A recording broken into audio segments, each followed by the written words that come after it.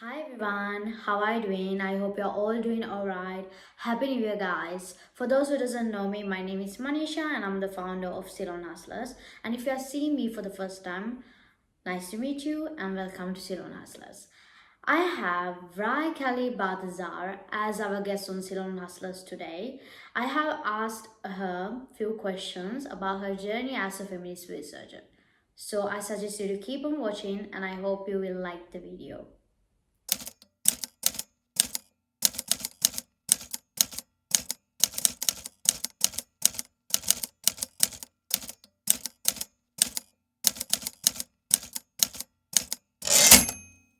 Sure. Okay. So my name is Vraie Cally Bathazaar.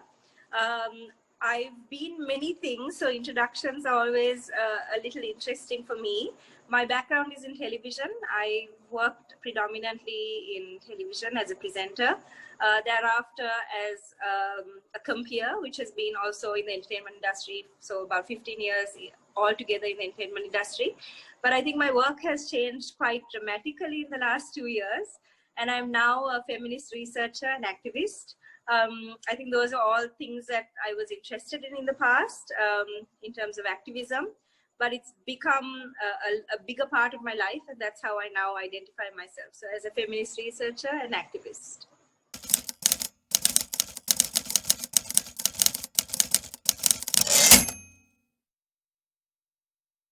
So for me, feminists, I think there are theoretical kind of frameworks in how you'd want to describe what a feminist is, and then for some people it can be a very personal way of looking at it, right? So I don't quite like getting boxed in with labels, because I'm still of the belief that there is a lot of ambiguity on that spectrum. Like, you can be many things and still be a feminist, but there are some basics that we need to acknowledge, and that is that women deserve equality and equity. And I think that's something that we can work towards. And feminists can be men, they can be women, you can be old, you can be young, you can discover it later in life, you can be anything and still be a feminist. So feminism isn't necessarily only for women. You can have men who are feminists too, and that's something that I've had to learn a little later on in life. Yeah, so that's how I see feminism. And I think the values, I think if you're looking at feminism, it really also allows you to look at other things that we talk of, from the environment or the social issues, because it helps you look at things from a gendered perspective. And I think once you start looking at things from a gendered perspective, it gives you a lot of kind of a view of the world that then helps combine all these other components. And that's kind of how I see it.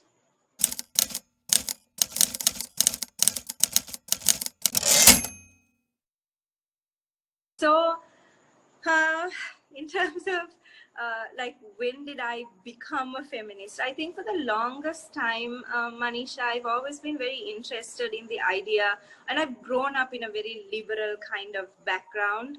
I had very young parents, and I think as a firstborn child, I was allowed a lot of free space. And I've always kind of, now that I kind of look back on my teenage years, I think I've always gone against the grain a little bit. In many ways, I think I've made choices that were true to me, and I look back on it, and I think they were quite, harsh choices to make also. And I've grown up a lot making very, very, I think, questionable sometimes, but difficult choices along the way. For me, I think I've always thought of myself as a feminist. Maybe I didn't for a long time give it a lot of thought. And just a couple of years ago, I'm 35 now, so somewhere about 3.5, 4 years ago, I felt like there was a particular need for me to learn more.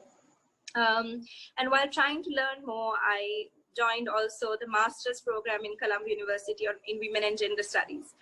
And I felt like only once I started learning about women and feminism, about gender and feminism, that I could articulate better these thoughts I had about women. and all of these problems that I saw in the world that women and children and even men faced, but I didn't know how to articulate it because I knew this was a social justice problem, this was a problem for women, this was a problem for the LGBT community, this was a problem for the environment, but I think I could never kind of bring it back until I started learning the theoretical angle. And I think in my heart, Manisha, I want to believe that I've always been a feminist, but I've been able to articulate this only maybe in the last 2 years or so. But I'm not saying that you need to have a feminist education to be a feminist at all. But for me, I think that's how it has worked out. And I think the work that the studying or my education in university, then opened up a lot more avenues, which is why now I work in research also. And it's a space that I feel very comfortable with, a place that I have no massive kind of moral issues with, because I think if you look at work in television or even the entertainment industry, sometimes you endorse brands or you endorse things or people that you're not necessarily happy with. But I think with the research work, the kind of moral dilemmas are different.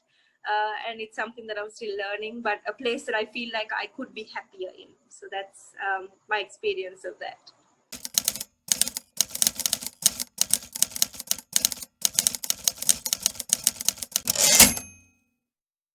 That's a really interesting question because I think there's a lot of kind of bad rep to being a feminist, right? There's a lot of negativity. They call, I think, if you look at social media now, these terms like feminazi. So, I mean, there's a lot of bad rep for someone who is a feminist. But I think we have to then go back and really again talk about then who is a feminist and why are people distancing themselves from someone who is a feminist, or the term feminist, or that the term feminism.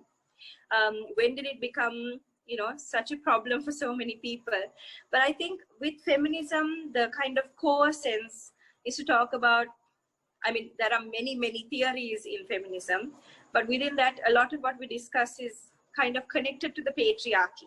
And the patriarchy, when we use this term, people generally also have this real fear, like, oh, that's a big word, we don't know what it means. I didn't know what it meant till like 3 years ago. And also this fear that means that we, feminists hate men.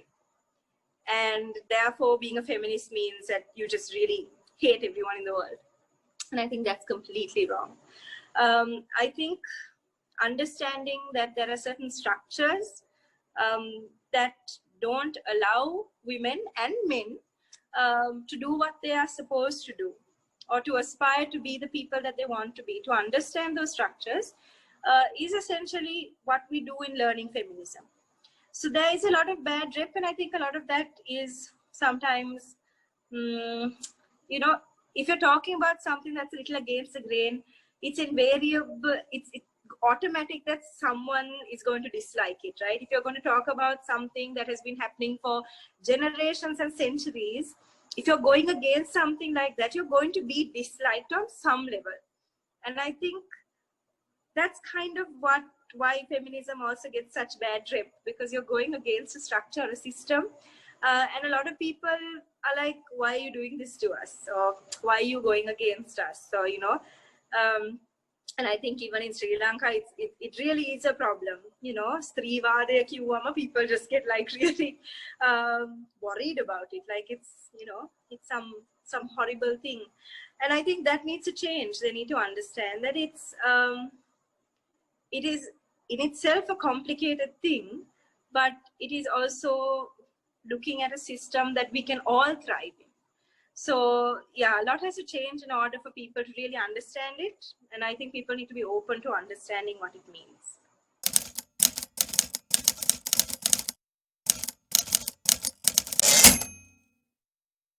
That's a really good question, and a big question too. So intersectionality is something that feminists talk about a lot, because intersectionality, when we talk of feminism and we talk of women, we can't talk of women as a group that is all together. Yeah, that we're all the same. All women are the same. I think we're very different, and I think that's what intersectionality does. It looks at women who come from different socioeconomic backgrounds, who come from different places on the gender spectrum, who have different kind of views on things. And I think that allows for us to have a better understanding of people's lived experiences. Otherwise, we can't talk of women as one collective group and assume that all women's rights fall within that parameter. There are women who have different needs and different rights. For instance, trans women will need different things as opposed to, you know, cis women. So I think there are and even say urban women versus rural women. So just to give you like examples, right? And your experience and my experience, or the experience of someone watching us and my experience is just so very different. And if we don't understand those nuances of our relationships and our own lives, and if we're not going to be able to kind of accept and acknowledge that we have very different things happening, then we are not going to be able to do what we're supposed to do for feminism or within that space. And that's why intersectionality is so important.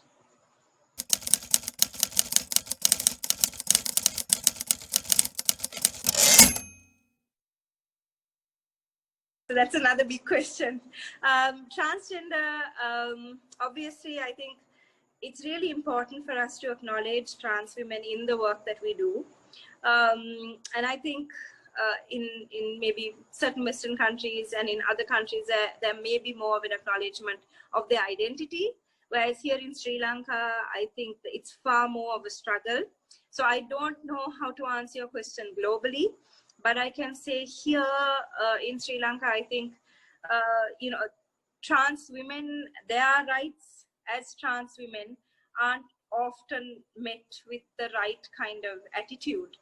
So if, you know, it becomes incredibly hard for women whose identity is as a trans woman to do very simple things like get a job, use a public bathroom, you know, travel.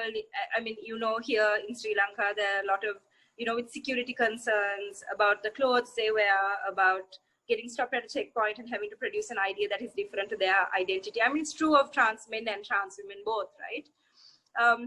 So if you want to change this trajectory, if we want for our spaces to be different, then we absolutely have to understand and identify within that kind of intersectionality that trans women are important. And I think Sri Lanka has a long way to go in accepting the trans community.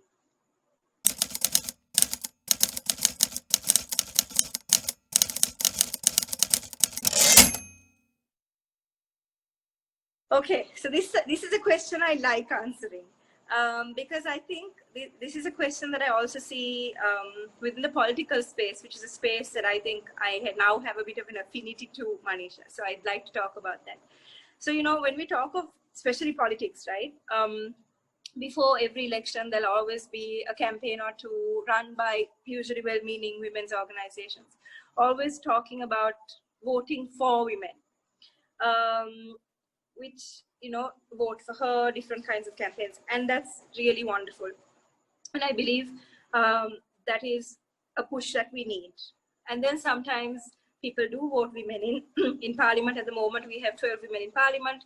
That's about 5.3%, considering we have 225 people in parliament. So we have only 12 women, 5.3%. And it's not always the case, Manisha, that those women also all automatically, just because they are in places of power, talk about women once they get there, or take a gendered stance when they get there, or will talk on behalf of women when they get there.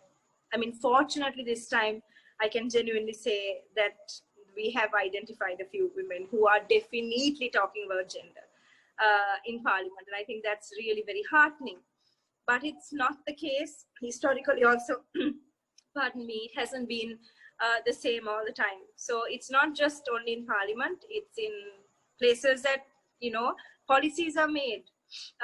It can be Nagara Sabhas, it can be Pradeshya Sabhas, in Palat Sabhas. I mean, the reason I'm talking about this political space is because these are the places where we allocate money for women's needs, right? So from this conversation on cess tax and sanitary napkins in parliament to, you know, public toilets that women can access in your local government areas. If you're from a municipality, you know, women sometimes are better tuned to some of the problems that women have. For instance, and studies have shown that having more women in Pradeshi Sabhas and Agra Sabhas, for instance, mean creating more daycare centers for children, means creating more streets that are lit better, because women otherwise are afraid to walk late at night. So these are very real lived experiences. These are not experiences that generally men would care for, right? I mean, or that they'll think twice about. But for women, a lot of what we do is based on our mobility, right? We'll worry about how we're getting to a place, what kind of vehicle we're taking, whether it's public transport, if we're taking our children, how we have to deal with it, because the burden of all of those things are generally on a woman, right? Talking about the healthcare system. So all of these things, talking about our roads, talking about public bathing areas, are they segregated? Is there enough safety for women? All of these decisions are made in places like municipalities, in places like, I mean, parliament, obviously, on a much larger scale, right? So if we don't have women representing us in those spaces, then we are doing ourselves a great disservice. So in answer to your question, are we sending people then? Are we putting the right people in the right places? And I think the answer to that is we're not there yet. We're far away from there. I think if you look at the local, if you look at the kind of global standing on where we are, you know, in terms of getting people into parliament, I think we are like in the last 15 or something like that. Like, we're so far behind in including women in decision making.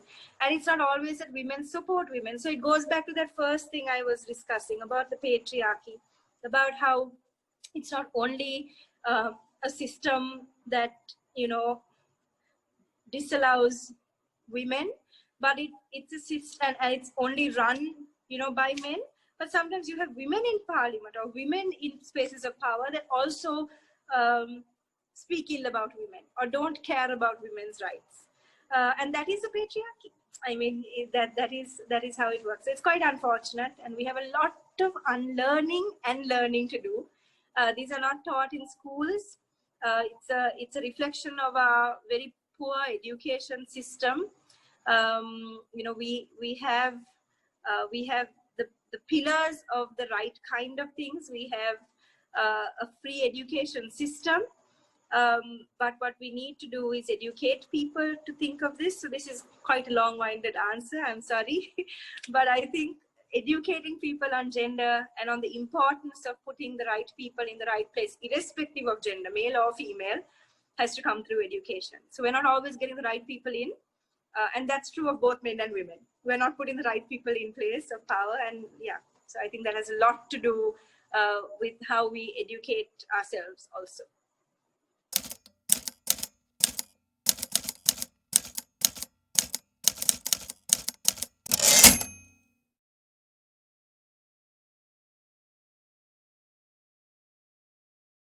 Okay, so supporting feminism, I think, can happen in many ways, Manisha. It doesn't have to be, you know, sharing feminist content on social media. If that's what you want to do, that's great.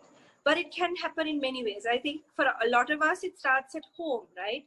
Like, how do you split your?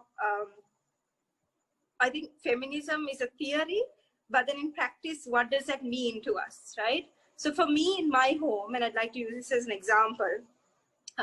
I think it means sharing the chores, making sure that, you know, we're both able to cook and clean and care for the children. Either one of us can step in and step out at any point in time. And we both know that we will still have a functional home. We will still have well-fed children. I think it's being able to support people's choices. And sometimes those choices can be very difficult, you know, for young women especially. And, you know, if you are a young woman and you've just had a baby, sometimes, you know, there's a lot of pressure to stay back and to watch your children. If you want to do that, that's a choice, and I respect that. But for some women, it's not so much of a choice, because you'll have someone at home saying, you can't go back to work, I better get in. Then, Baba, you know, you've had your baby, now you stay at home. That's your choice. So I think it's those choices. And I think sometimes we have also allies who might be well-meaning, but they don't necessarily, a lot of, when you look at things from a feminist perspective, you also have to kind of learn not to throw other women under the bus all the time also. And that's really hard to do. And I think if you're a well-meaning male ally also, you need to be conscious of all of those things. So there are no rights or wrongs really, but there are things that I think the best thing that you can do is really educate yourself about these problems, and be mindful about what you do about these thoughts also.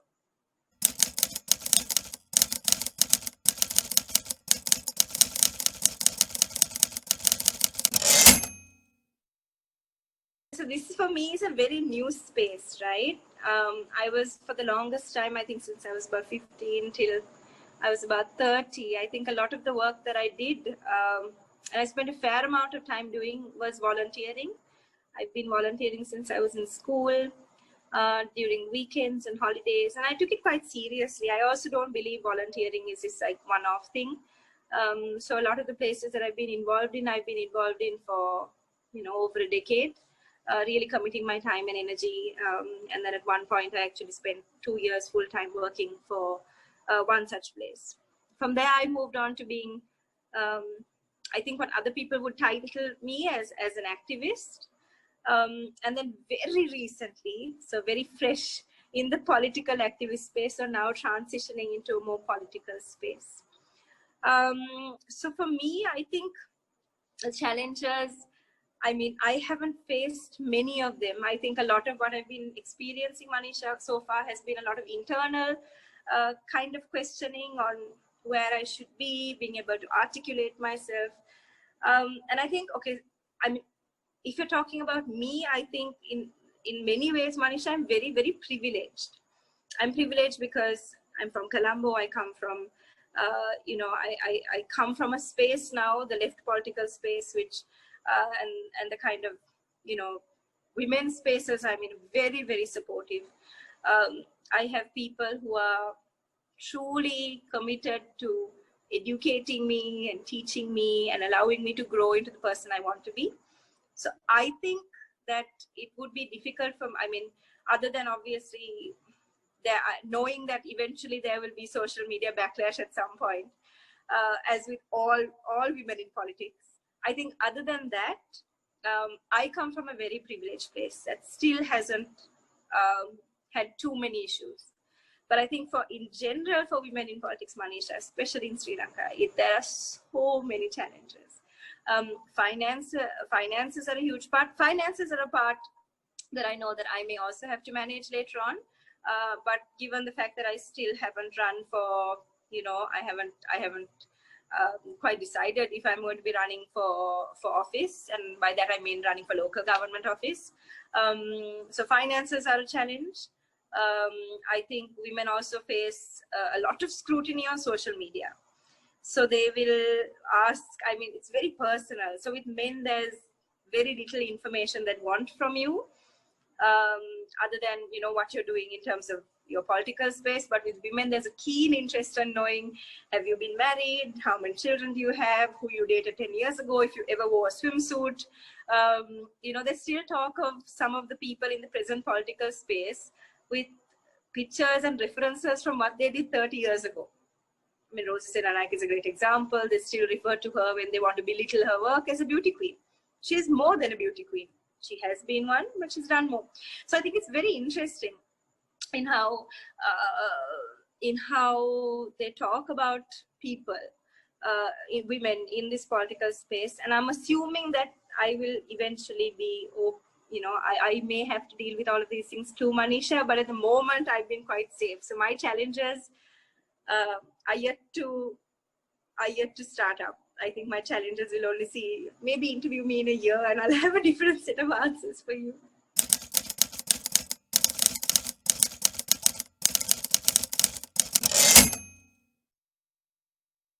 Okay, so everything that I'm doing now is because I think that I've kind of really felt strongly this affinity to understanding gender in general and feminism.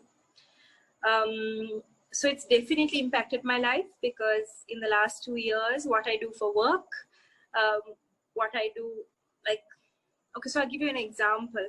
So because I worked as a compeer, a lot of the work that I did was with certain brands, and I'm not going to mention brands because I know that won't work well for either of us.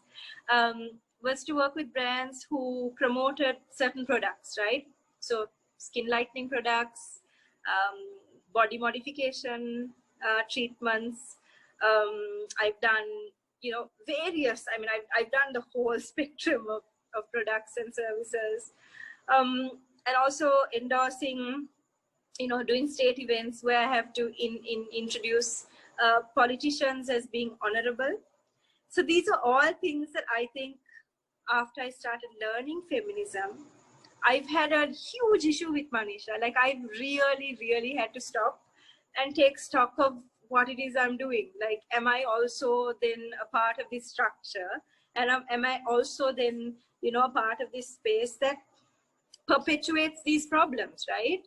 So I stopped taking on work that from brands that talked about skin lightening, because I don't believe that.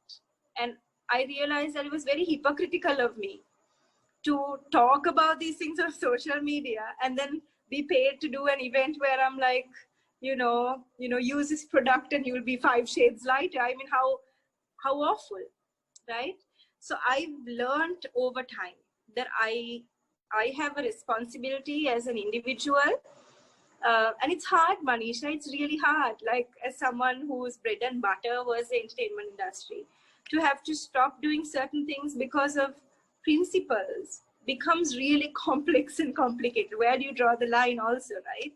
So it's been a huge learning experience for me. And this is all to do with understanding not just feminism, I won't say only feminism, but understanding, the politics of things. And I know when I say politics, I don't mean traditional, I don't mean traditional electoral politics. I'm talking about the politics of how you and I work every day. And I think that was really important to me. So I've had to unlearn everything that I've ever learned from the time I started working in media and the entertainment industry, in order to realize that we're really perpetuating these really horrible things, when we have people, these young women that, I meet sometimes in some of the research work we do, who have very little money for themselves, but will put aside a fair amount of money on skin lightening creams because they feel like, they are dark skinned and it's not beautiful, and then they won't be able to get married and their parents blame them for it. And I mean, for me, I felt so bad that that was a part of an industry that I supported in some way. So yeah, feminism and this new kind of understanding of the politics of things and how the world works has really changed who I am. And I think it has great potential to continue to change me more. It doesn't mean that I know everything, Manisha. I don't think I do. But I'm very open to saying I was wrong. I didn't know what I was doing back then. And I think I can do better in the future.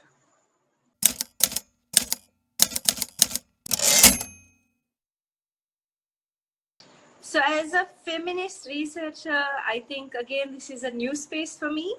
So I think, so my goals, I mean, to be really honest, it's not something that I've given a great deal of thought of as a researcher. I think as a woman in the political space, I should be able to tell you what my goals are. But as a woman, as a researcher, as someone in research, I think I'm still kind of figuring out what space specifically I want to be in. I think for me, given the work that I've done also, I'm quite interested in understanding women in urban areas. And when I say urban, I mean even in Colombo, I think there's a huge contrast of what actually someone in Colombo very sweetly said, Kolabaha Anit Kolaba. So Colombo itself alone has two different dynamics, and I'm quite fascinated by that. And a lot of the work that I've done in the last year has also been, or in the last year and a half, has been very centered around urban poor communities. So I have a feeling that I will continue to work in those spaces a little more and to understand the complexities. And for me, I think it also allows me to understand those problems will then, I think, hopefully help me also understand how we can change structures and systems politically. Because I think my aspiration is there, Manisha, is looking at actively being a more part of the political space. So yeah, I think these things go hand in hand. It's all a learning experience.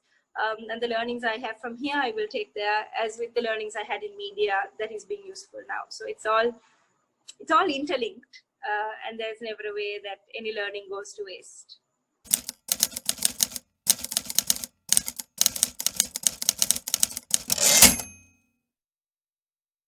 Yes, so that's constantly, I'm constantly feeling like we need to give up. I mean, there's always, I think there are many times when you feel like, what is the purpose of everything that you're doing? But this, I've been feeling less so, Manisha, especially in the last few years. I think since I'm working in this space in particular, I think prior to this, I've had those emotions of like, what is the purpose of all of this? There's no purpose, whatever. But now with what I'm doing presently in the last 2 years, I don't feel like that, because I think for the first time in my life, I feel like I really have found a sense of purpose. And I'm also surrounded by people who won't let me give up. I think that's also a really wonderful thing when you have people in your activist spaces, in your political spaces, friends, family, who refuse to let you give up or refuse to let you think that you can't do it. I think I'm in the most supportive structures I've ever been in my entire life at present. And people who are so committed to taking care of me, to making time for me to understand things, to teaching me, to managing other parts of my life. I have two children, so that kind of support structure. So I don't feel like I want to give up anymore. I think I did feel like that prior to being in this space, and I think now I feel very motivated, like I want to be able to go out there and change the world. As it sounds very idealistic and naive, but I genuinely believe it's something that we can do, but slowly. I don't expect things to happen overnight. I think it's incremental change, and I know this sounds quite arrogant when we say it, but I feel like I think all our voices are a part of making that change. And I'm no longer interested in kind of belittling myself or playing small. I know that it makes a difference that we use our platforms, our social media, and our spaces, our physical, our digital spaces, to make a difference. So I no longer feel this sense of anxiety that everything's horrible and I need to give up. I don't feel like that anymore. I feel very motivated to continue to be in this space. There are bad days, Manisha. I'm not always this like happy about things. There are bad days. There are days that you kind of really question what's happening, especially because of the kind of socio-political situation here.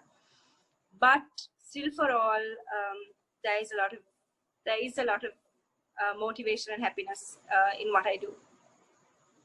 If you made it to the end, thank you so much for watching. I really appreciate it. If you guys liked the video, please put a thumbs up and also make sure to subscribe to our channel as well. If you guys have any questions for Vraie, please do leave a comment down below. And if you guys like to see more ideas from Ceylon Hustlers, please do reach out to me as well and tell me all about it. And make sure to follow us also on social media as well. And again, thank you so much for watching, guys, and a happy new year. Bye bye.